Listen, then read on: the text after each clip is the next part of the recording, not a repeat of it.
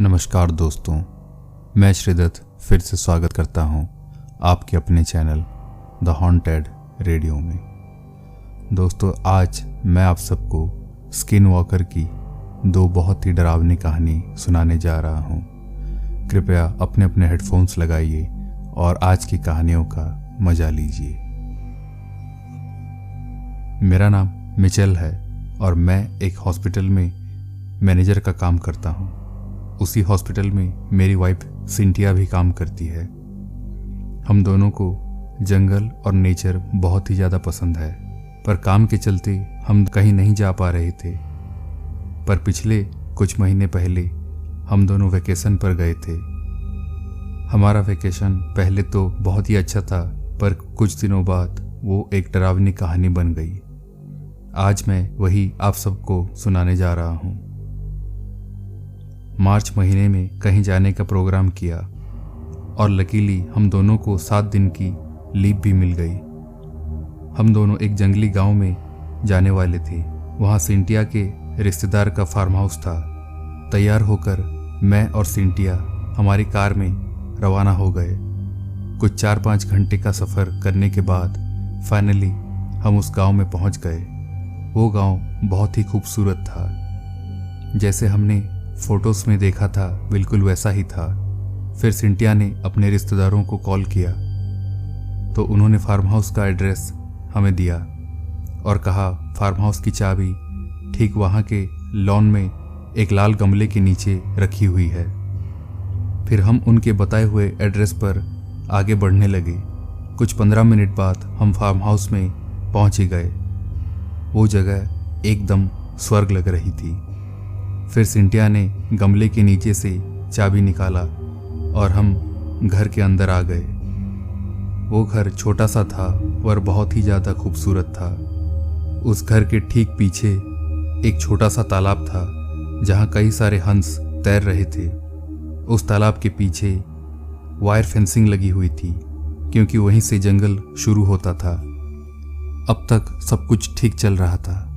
2-3 दिन आराम से गुजर गए। फिर एक दिन हम दोनों दोपहर को लंच लेकर सो गए। शाम को हम दोनों फार्म हाउस के आगे लॉन में बैठकर बातें कर रहे थे। तभी सिंटिया ने कहा, यहाँ हर घर में काफ़ी मजबूत ग्रिल्स लगे हुए हैं। फिर मैंने भी देखा तो सच में हर घर के खिड़कियों में लोहे के मोटे मोटे ग्रिल लगे हुए थे। मैंने कहा, जंगली इलाका है शायद इसीलिए जानवरों के डर से सबने मोटे ग्रिल्स लगाए हुए हैं। अब शाम के 8 बज चुके थे। हम दोनों अभी भी लॉन में ही बैठे हुए थे। फिर सिंटिया अंदर गई और वाइन और कुछ खाने की चीज़ें बाहर लेकर आई। हम दोनों आराम से बैठकर वाइन पी रहे थे। तभी अचानक कहीं से एक आवाज़ आई, हेलो, कैसे हो? हम दोनों ने चारों ओर देखा पर हमें कोई नहीं दिखा। फिर दोबारा वही आवाज़ आई। हमें लगा पड़ोस से कोई होगा तो मैंने भी चिल्ला कर जवाब दिया, हाँ हम ठीक हैं, आप कैसे हैं? पर अब कोई जवाब नहीं आया। हमने इस बात को इग्नोर कर दिया और दोबारा हम दोनों बातें करने लगे। अब रात के 10 बजने को थे तो हम उठकर घर के अंदर जा रहे थे। तभी हमें घर के पीछे से किसी के चहलकदमी की आवाज़ सुनाई दी। हम दोनों तुरंत तालाब की ओर देखने चले गए। हमने देखा एक भेड़िया जैसा जानवर फेंसिंग के पास घूम रहा था।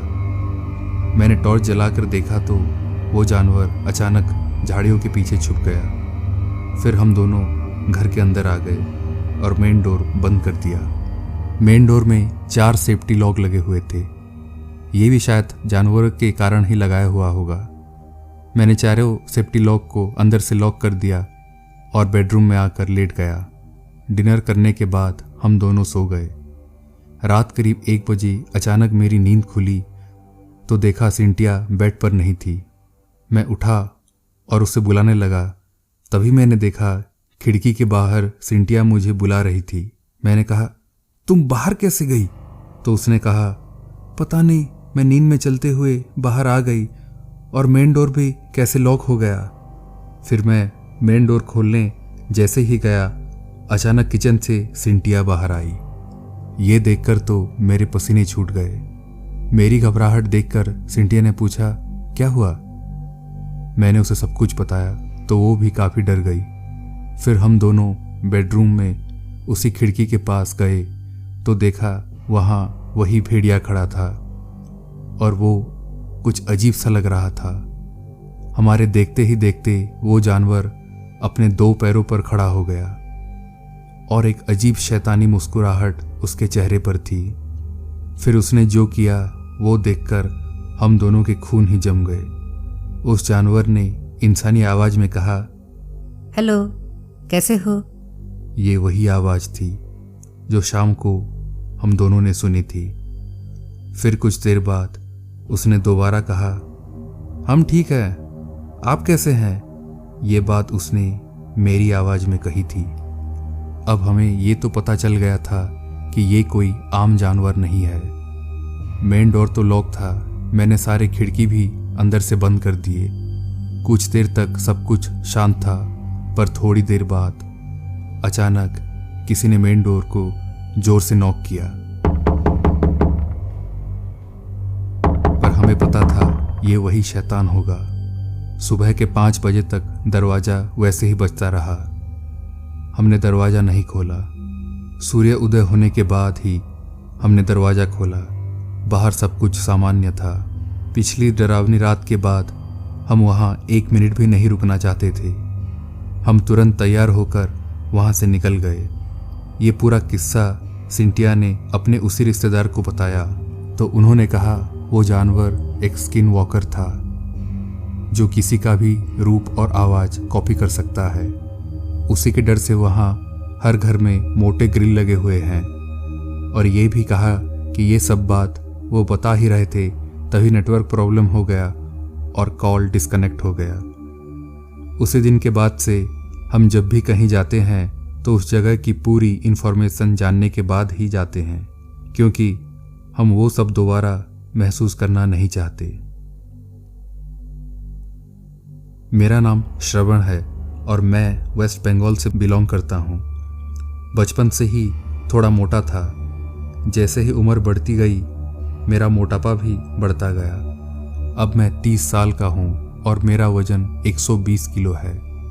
ऊपर से मेरी हाइट भी थोड़ी कम है, इसीलिए मेरे दोस्त मुझे ढोल कहकर चिढ़ाते हैं। पहले तो मुझे ये सब बुरा लगता था, पर अब मुझे कुछ नहीं लगता, क्योंकि इस मोटापे को कम करने के चक्कर में मैं मौत को देखकर वापस आ गया था। ये बात 2 साल पहले की है। मेरे लिए कई सारे रिश्ते आए शादी के लिए, पर मेरे मोटापे के चलते हर लड़की ने मुझे रिजेक्ट कर दिया। फिर मेरे घर वाले भी मुझे ताने मारने लगे। अब ये सब कुछ थोड़ा ज़्यादा होने लगा था। मेरे सहने की शक्ति कम हो रही थी। फिर एक दिन मैं गुस्सा होकर घर से निकल गया। उस दिन मेरी छुट्टी भी थी। मैं अपने बाइक से जा रहा था, तभी अचानक मेरी नज़र एक होर्डिंग पर पड़ी। उसमें लिखा था, बस 15 दिन में 30 से 40 केजी वजन घटाएं, नहीं तो पूरे पैसे वापस। ये देखकर मेरी आंखें फैल गई। मैं तुरंत रुका और उस होर्डिंग में दिए हुए नंबर को सेव कर लिया और वहाँ से निकल गया। अगले दिन मैंने उस नंबर को कॉल किया। कुछ देर बाद किसी ने कॉल रिसीव किया और कहा, जी नमस्ते, मेरा नाम अनुराग है, मैं आपकी क्या सहायता कर सकता हूँ? मैंने कहा, मेरा नाम श्रवण है और मैंने आपका पोस्टर देखा जिसमें लिखा था मोटापा। इतना सुनते ही उसने कहा, जी हाँ, आपने बिल्कुल सही देखा है। फिर उसने मुझे अपना एड्रेस दिया और 2 दिन बाद बुलाया। ठीक 2 दिन बाद संडे को मैं उसके बताए हुए एड्रेस पर पहुंच गया। कुछ 15 मिनट बाद मैं उसके ऑफिस में आ गया। वहाँ कई सारे लोग थे, कुछ मोटे थे, कुछ पतले थे, पर सच बताऊं तो मुझसे ज़्यादा मोटा वहाँ कोई नहीं था। वहाँ के सारे लोग मुझे ऐसे देख रहे थे जैसे मैं कोई इंसान नहीं, एलियन हूँ। फिर कुछ देर बाद एक आदमी ने मुझे अंदर जाने का इशारा किया। मैं अंदर गया तो देखा वहाँ एक हैंडसम लड़का बैठा था। उसने कहा, जी मैं ही अनुराग हूँ, प्लीज़ आप आराम से बैठ जाइए और कहिए क्या समस्या है। मैंने कहा, आप देख ही तो रहे हैं, ये मोटापा ही तो मेरा समस्या है। फिर कई देर बात करने के बाद उसने मुझे कुछ दवाइयाँ दी, पर मैंने उन दवाइयों को मना कर दिया और कहा, मैंने ये सारी दवाई पहले से बहुत खा चुका हूँ। मुझे कुछ काम की चीज़ बताइए, कोई चमत्कारिक चीज़ बताइए, जैसे कि 15 दिन में मैं पतला हो जाऊँ। ये सुनकर उसने कहा, ठीक है। फिर उसने मुझे एक पौधे की फोटो दी और कहा, इस पौधे की पत्तियों का रस अगर आप दिन में एक बार पिएंगे तो सिर्फ 10 दिन में आप आधे वजन के हो जाएंगे। ये पौधा सच में चमत्कारी है। ये सुनते ही मैंने कहा, तो दीजिए ना मुझे ये पौधा। अनुराग ने कहा, यह पौधा इतनी आसानी से नहीं मिलता। ये पौधा सिर्फ केरल के जंगलों में ही मिलता है, लेकिन इसे पाना इतना आसान नहीं है। ये बहुत पुराने और घने जंगलों में काफ़ी अंदर मिलती है। ये सुनकर मैंने कहा, कोई तो इसे बेचता होगा ना? फिर उसने कहा, नहीं, इसे आज तक ऋषियाँ ही ढूंढ सके हैं, क्योंकि ये पौधा काफ़ी खतरनाक इलाकों में ही पाया जाता है, जहाँ इंसानों का पहुँचना लगभग नामुमकिन है। फिर उसने कहा, अगर ये पौधा आपको चाहिए तो आपको खुद ही जाना पड़ेगा इसे लेने। मैंने कहा, तो आप किस चीज़ का पैसा ले रहे हैं? उसने कहा, ये जहाँ मिलता है वहाँ का एड्रेस सिर्फ मुझे ही पता है। फिर मैंने उसे 5,000 रुपये दिए और उस जंगल का मैप उसने मुझे दे दिया। मैंने अब ठान लिया था मुझे कैसे भी खोकर पतला होना है। अगले हफ्ते ही छुट्टी लेकर मैं केरल पहुंच गया। मैं एक गेस्ट हाउस में रुका हुआ था। मैंने वहां कई सारे लोगों को उस जगह के बारे में पूछा, पर किसी को मालूम नहीं था। फिर एक बूढ़े आदमी ने मेरी मदद की। उसने कहा, देखो, ये जगह जंगल के पश्चिम दिशा में है, लेकिन ये पौधा सिर्फ रात को ही उगता है और सुबह होते ही मुरझा जाता है। अगर तुम्हें ये चाहिए तो तुम्हें रात को ही वहाँ जाना पड़ेगा। फिर उसने कहा, वो जगह काफ़ी खतरनाक है। वहाँ कई सारे अजीब जानवर भी हैं जो कि आम जानवर से काफ़ी अलग होते हैं। तुम्हें उनसे बच के ही रहना पड़ेगा। उसी रात मैं उस जंगल में जाने के लिए तैयार हो गया। ठीक रात 8 बजे मैं कुछ ज़रूरी सामान लेकर उस जंगल की ओर आगे बढ़ने लगा। करीब 1 घंटे चलने के बाद मैं काफ़ी थक गया और एक जगह रुककर पानी पीने लगा। तभी मुझे लगा जैसे कोई मेरे इर्द गिर्द घूम रहा है। मैंने हर तरफ टॉर्च घुमा कर देखा, पर वहाँ कोई नहीं था।